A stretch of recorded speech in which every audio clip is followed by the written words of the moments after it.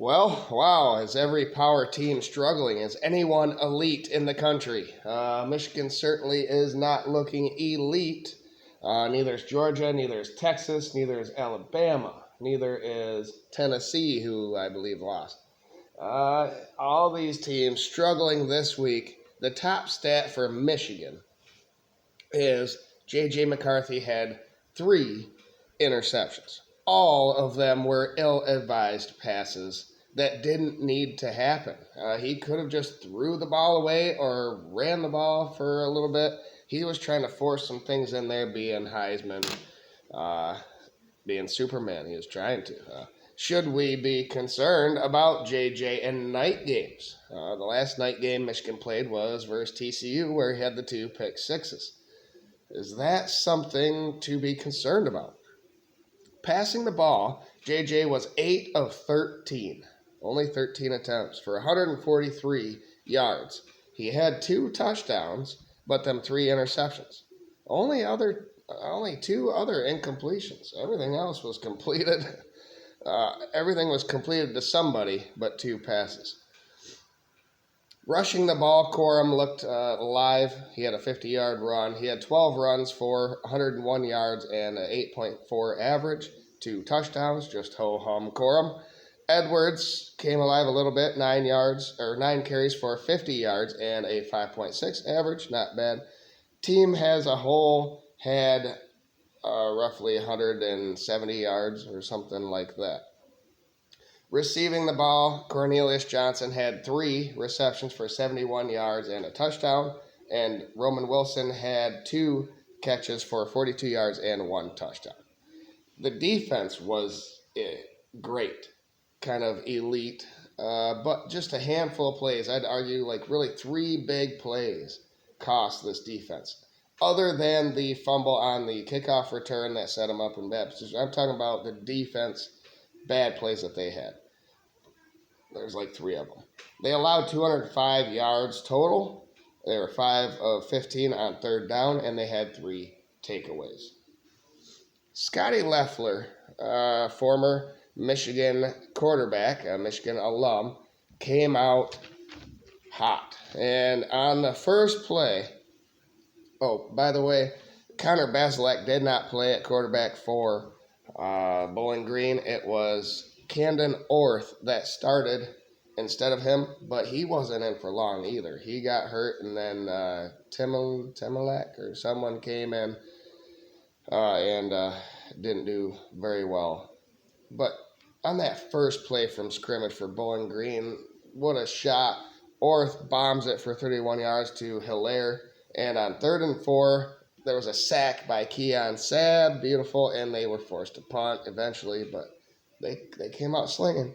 Michigan's, that was one of the plays that the defense gave up. Michigan's Corum had a 53-yard run. Edwards had a reverse for 11 yards. McCarthy had an 8-yard keeper. Corum had a 4-yard touchdown run. 4 plays, all on the ground, 77 yards, 7-0 Michigan. And then, of course, we went away from that offensively. Bowling Green had the ball next, and Sainrisville had a sack, and then they had an illegal forward pass. It was 3 and out for Bowling Green. Morris had a 24-yard return for Michigan on the punt, and Michigan had the ball. Cornelius Johnson had a 12-yard catch, Edwards with a 10-yard run, and then Wilson had a 9-yard catch. It was 1st and goal, and then Edwards in a wildcat? Come on, what are we doing? Just punch it in like the last time. We're trying to be too cute as an offense, and I'm getting sick of it. The offensive coordinator was the head coach for this game, Sharon Moore, and he's trying to get a job or something somewhere else probably. Just get a touchdown. It's like last week when they tried to run whenever the pass was working, and they didn't pass the ball. Just do what's working. I know you want to be balanced, but punch the ball in, because the very next play, JJ McCarthy threw his first interception of the season. You take him. 2 of his interceptions came off plays that Michigan took him out of the game but the play before, and then put him back in and expected him to do something.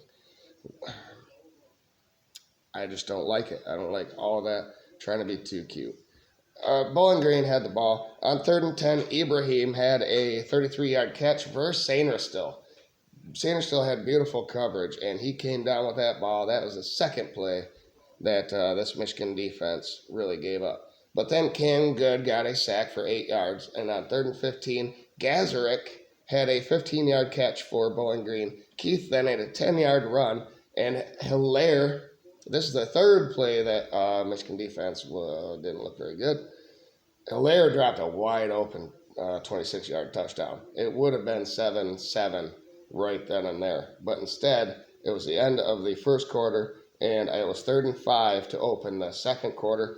Keith had a 3-yard catch, so they were short of the first down, and instead of going for it, they kicked the field goal. And it was good from 36 yards. 7-3, Michigan in the second quarter versus Bowling Green. They had a short kick. They did this a couple of times to Bredesen, and he returned the ball. And as he was running, I'm like, oh my God, get down, get down. Nope. He fumbled the ball. He got upended, and the ball came out. It was recovered by Bowling Green at Michigan's 33-yard line. What do? The defense can't help that. Bowling Green then on 3rd and 1, they were stopped, but on 4th and 1, Bowling Green had a timeout. They were going to go for it, but they thought better of it, decided to kick another field goal. It was 7-6 at this point. Then they had a short kick again, another scrum. Ball was loose, but Michigan recovers, and at their own 37-yard line. Well, come on, we got to practice that going forward, that's for sure.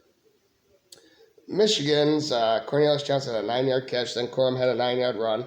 Corum had a 6-yard run. McCarthy had a great pass to Bowling Green. Again, just a beautiful pass to their defender. Why that pass? He does that. He did that a few times last year. He's got to get that out of his system. Just throw it away.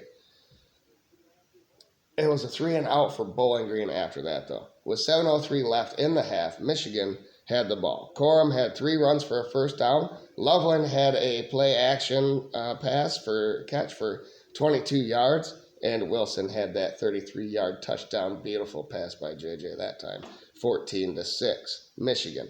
With 4:15 left, Bowling Green had the ball. And on 2nd and 8, Michigan called a timeout, assuming that Schroemar wants to score the ball again.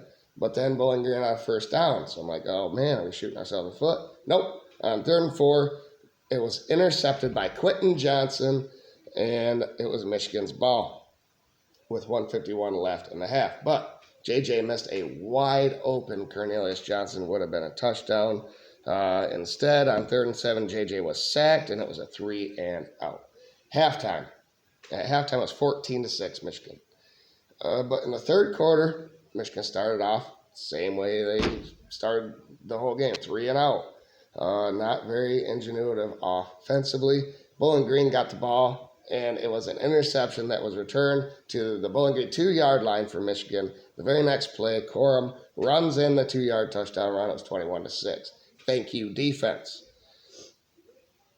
Bowling Green then was sacked, and then a fumble recovered by Michigan at Bowling Green's 36-yard line. The defense is coming alive, kind of like Georgia's did versus South Carolina. Michigan then had a hold. It was a hold on Michigan. It was 3rd and 14, and Edwards had a 6-yard run. That was right after one of the players got carted off the field, and this is not soccer. It's not, when someone's injured, you don't have to kick the ball right back to them, as a gesture of good faith or whatever. Go score. Go score the ball. Instead, a 42-yard field goal was good. It was 24-6, Michigan. Bowling Green was held to a 3-and-out. Corum had an 8-yard run on their very next possession, and a flea flicker bounced off the defender's back right into Cornelius Johnson's hand for a 50-yard touchdown. 31-6, Michigan. That very easily could have been another interception if that defender had his eyes on the ball. But it was a touchdown instead, 50-yarder. Bowling Green then 3-and-out again. Defense is shining. Edwards with an 8-yard run. Alex Orgy came in for 2 runs, and he got a first down, and this is when JJ came back in.